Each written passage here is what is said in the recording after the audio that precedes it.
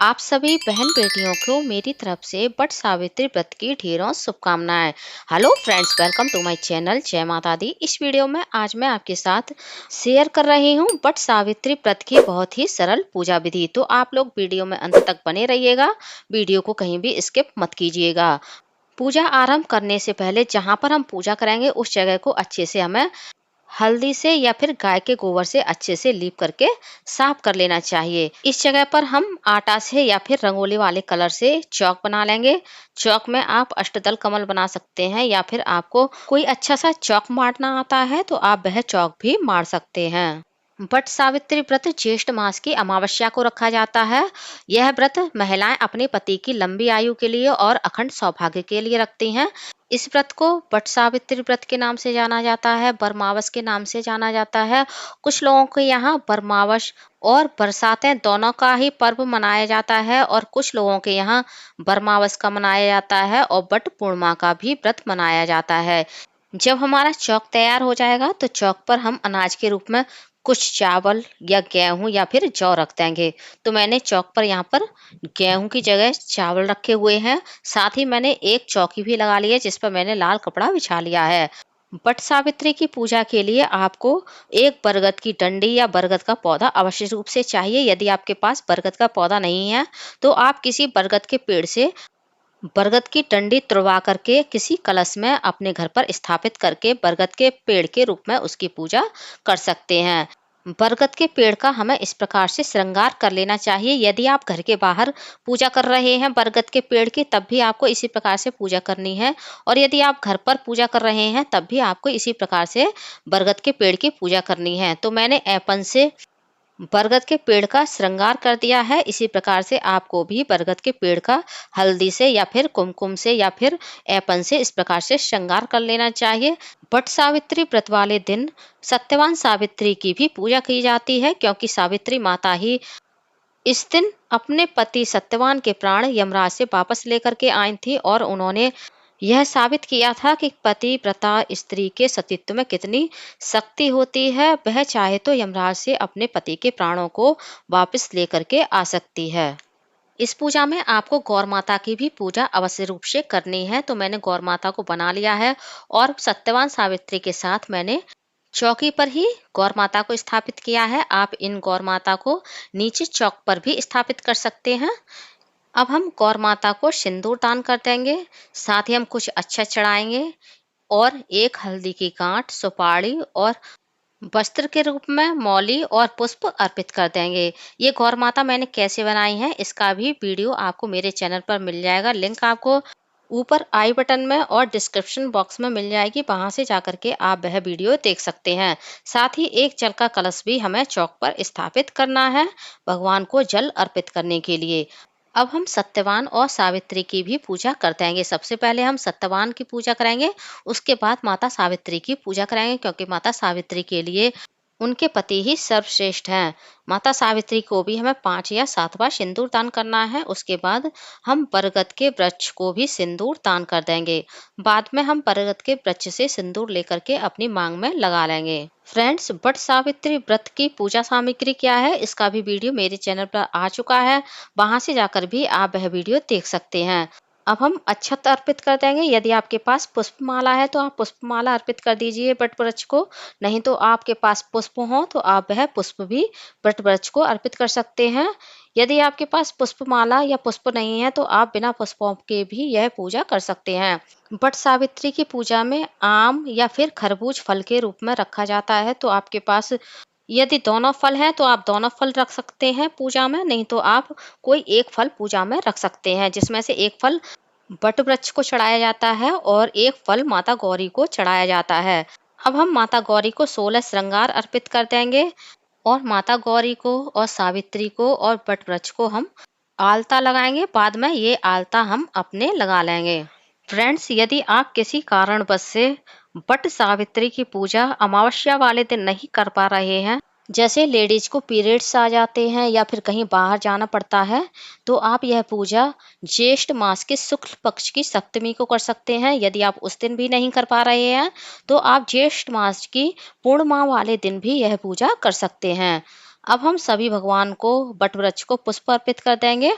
अब हम सभी भगवान को इत्र अर्पित कर देंगे। फ्रेंड्स, यदि आपको पीरियड्स आ जाए और आप पूजा नहीं कर पा रहे हैं, तो आप अपनी ये पूजा अपनी देवरानी, जेठानी, ननद या फिर बहन से भी करवा सकते हैं। बस सास और बहू एक दूसरे की पूजा नहीं करते हैं। अब हम दीपक जला लेंगे और भगवान को धूप दीप दिखा देंगे। उसके बाद हम मौली के धागे से बट वृक्ष की 7 फेरी लगाएंगे। यदि आपके पास मौली का धागा नहीं है, तो आप कच्चे सूत से भी बट वृक्ष की फेरी लगा सकते हैं। यदि आपने बट वृक्ष को बीच आंगन में रखा है, तो आप चारों ओर चल करके बट वृक्ष की फेरी लगा सकते हैं। यदि आपके पास जगह नहीं है, जगह की कमी है और आपने एक साइड से बट वृक्ष को रखा है, तो आप इस प्रकार से बैठकर भी बट वृक्ष की फेरी लगा सकते हैं। फेरी लगाते हुए आपको बट वृक्ष से अपने पति की दीर्घायु के लिए और अपने अखंड सौभाग्य के लिए प्रार्थना करनी चाहिए, क्योंकि सभी वृक्षों में बट वृक्ष सबसे ज्यादा दीर्घायु होता है। अब हम बनाएंगे अखंड सौभाग्यवती मंगलसूत्र। इसके लिए आपको मौली के 7 धागे लेने हैं। यदि आपके पास मौली ना हो, तो आप ये मंगलसूत्र कच्चे सूत से या फिर रील वाला जो धागा आता है सफेद, उसे हल्दी में रंग कर भी यह मंगलसूत्र बना सकते हैं। इसके लिए हमने 7 मौली के धागे लिए हैं। अब हम लेंगे एक बट वृक्ष का पत्ता, जिसे हम इस तरह से मौली के धागे से बांध देंगे। आप बट वृक्ष का पत्ता जो सॉफ्ट हो वही लीजिएगा, ताकि आप जब मंगलसूत्र धारण करें तो आपको छिदे ना। यदि आपके यहाँ मंगलसूत्र नहीं बनाया जाता है, तो आप बट वृक्ष के इस पत्ते को इस तरह से चूड़ियों में भी मौली की धागे की सहायता से बांध सकते हैं। इस मंगलसूत्र को हम बट वृक्ष को पहना देंगे, ताकि बट वृक्ष इसमें अपना आशीर्वाद भरें, ताकि हमारे पति दीर्घायु हों और हमें अखंड सौभाग्यवती होने का वरदान दें। इस दिन हमें बट वृक्ष के पत्ते को किसी न किसी रूप में अवश्य से अपने शरीर पर धारण करना चाहिए। अब हमने जो बानी के लिए 7 पूड़ी और 14 बरगद लिए हैं, उनको हम थोड़ा थोड़ा इस प्रकार से तोड़ लेंगे। और बरगद हमें 7 तोड़ने हैं, 7 हमें दान करने हैं और 7 हमें स्वयं खाने हैं। जो हमें स्वयं खाने हैं उनमें से हम थोड़ा थोड़ा सा तोड़ लेंगे और हम इसका भोग लगाएंगे।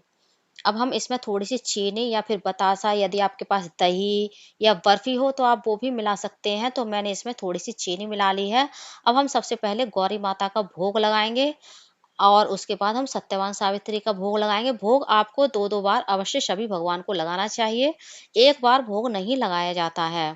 तो इस प्रकार से हम सभी भगवान को भोग लगा देंगे और जल अर्पित कर देंगे।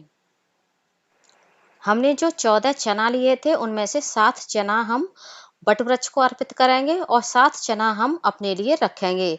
इन चनों को कैसे निगलना है, वह भी वीडियो में मैं आगे आपके साथ शेयर करने वाली हूँ। दक्षिणा के रूप में कुछ पैसे हम गौरी माता को अर्पित कर देंगे और कुछ पैसे हम बट वृक्ष को अर्पित कर देंगे। बाद में ये पैसे हम अपनी सास को, नंद को या फिर किसी ब्राह्मण को दान में दे देंगे। अब हम हाथ में थोड़े से अक्षत और एक पुष्प लेकर के बट सावित्री व्रत कथा पढ़ेंगे। जब हमारी व्रत कथा पूरी हो जाएगी, तो वह चावल और पुष्प हम बट वृक्ष को अर्पित कर देंगे। उसके बाद हम माता गौरी की पूजा करेंगे, आरती करेंगे, बट वृक्ष की आरती करेंगे और सत्यवान सावित्री की भी हम आरती करेंगे। अब हम पहले आरती भगवान को देंगे, उसके बाद हम स्वयं आरती लेंगे, भगवान के चरण स्पर्श करेंगे और उनसे अपने अखंड सौभाग्य के लिए, अपने परिवार की सुख शांति समृद्धि के लिए कामना करेंगे। अब हम माता गौरी को 5 बार या 7 बार अपने राइट हैंड से सिंदूर दान करेंगे, यानी सुहाग देंगे। उसके बाद हम लेफ्ट हैंड से अपनी चुंदरी का पल्ला पकड़ करके रिंग फिंगर से सुहाग ले लेंगे। यदि आपने 5 बार माता को सिंदूर दान किया है, तो आपको 3 बार लेना है, 2 बार माता पर उधार छोड़ना है। और यदि आपने 7 बार माता को सिंदूर दान किया है, तो आपको 5 बार सिंदूर लेना है, 2 बार माता पर सिंदूर उधार छोड़ना है। इसी प्रकार से हमें माता सावित्री से भी सुहाग लेना है। और जो बट वृक्ष को हमने मंगलसूत्र पहनाया था, वह मंगलसूत्र हम अपने गले में पहन लेंगे। चलिए अब हम बताते हैं आपको चनों को किस प्रकार से निगलना चाहिए। बचे हुए 7 चने आप अपने हाथ में ले लें और 1 गिलास पानी ले लें। उसके बाद बट वृक्ष में जो ये किल्ली लगी होती है, इसे तोड़ लें। इस किल्ली को और इन 7 चनों को आपको एक बार में ही पानी के साथ निगलना होता है। जब आप सारी पूजा कर लें, तब आप इन चनों को निगल लें और अपनी पूजा को संपूर्ण करें। तो फ्रेंड्स, आप लोगों को मेरा यह वीडियो कैसा लगा कमेंट्स करके ज़रूर बताइएगा। और यदि आप मेरे चैनल पूनम की आस्था पर पहली बार आए हैं तो प्लीज़ चैनल को सब्सक्राइब कर लीजिए। वीडियो को ज़्यादा से ज़्यादा लाइक कीजिए, शेयर कीजिए, साथ ही बेल आइकन को प्रेस कर दीजिए ताकि हमारी आने वाली सारी लेटेस्ट वीडियो की नोटिफिकेशन आप लोगों को टाइम से मिल सके। कमेंट्स बॉक्स में जय माता सावित्री की जरूर लिखिएगा। धन्यवाद फ्रेंड्स। बोलिए माता सावित्री की जय। जय माता दी।